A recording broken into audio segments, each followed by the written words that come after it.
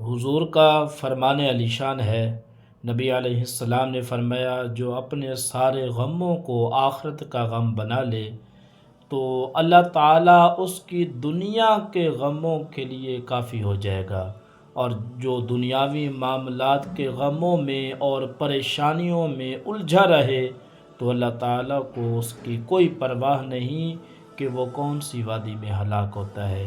میری یہ بات یاد رکھیں، یہ علمی بات ہے کہ جس حال میں اللہ تبارک و تعالیٰ انسان کو رکھتا ہے تو اس حال میں اللہ تبارک و تعالیٰ کا شکر ادا کرنا چاہیے۔